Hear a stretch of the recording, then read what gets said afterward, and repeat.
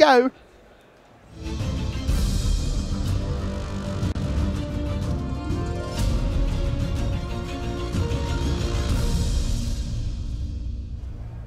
Hello and welcome to this round 2 of Grand Prix Copenhagen. I'm Tim Willoughby, joined by Rich Hagen and Joel Larsen, and we can see our players just squaring up, getting ready to start things off in our feature match area. And we have Per Nyström here up against Juri Sirku. Both of these players, listed as being red-black chainwhirler, but this errant forest suggests to me there might be a few extra colours being worked with here, at least by Juri. We'll see if we can get that one fixed up for you.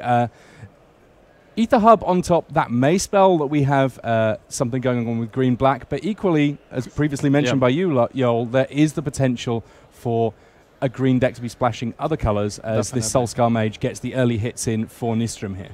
So it's probably Constrictor, as you said, or the mono-green deck, but seeing as... Alright, so this probably spells that it is actually the mono-green deck. I don't believe the Constrictor usually plays the Thrashing Brontodon.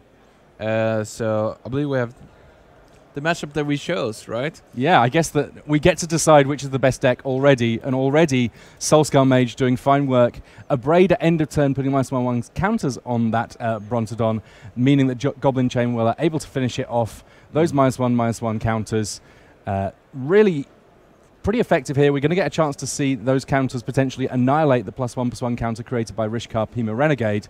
A good early start for this red deck. We haven't yet seen any black mana from it, but you know what? The red decks, even if they're running black, typically it's a relatively small splash in the main. Most definitely. We can see here, this is pretty key for the Per Nyström here, that he gets out ahead on the board against this green deck, because if you can kind of stabilize the board until you can cast cards like Rekindling Phoenix that we're gonna see now, you're pretty much quite a lot ahead from the red side.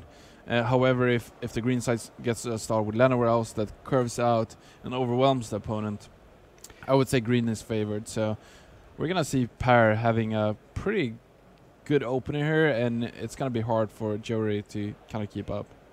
Yeah, Rekindling Phoenix, one of the cards that really does give this red deck game in both the every stage of the game, really, I suppose. The fact that the 4/3 just keeps on coming back, very potent indeed. As Verdurous Gearhulk being played here off Rishkar Pima Renegade on turn 4.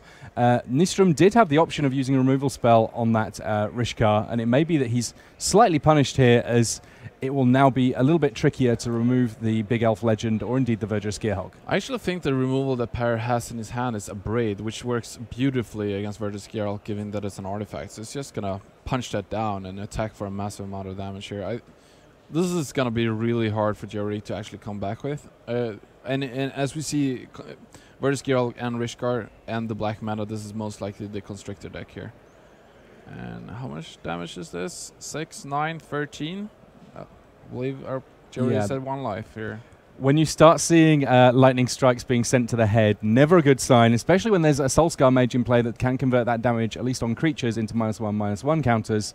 Here Nyström does not need to worry about the creatures that Juri has in play, because right now he's just able to go straight to the head. Yeah, I think this is going to be all there is to it. I'm not going to call it too early, but one interesting thing to see here is that, sure, you could put minus counter on Rishkar, and you may think that prevents Rishkar from using its mana ability.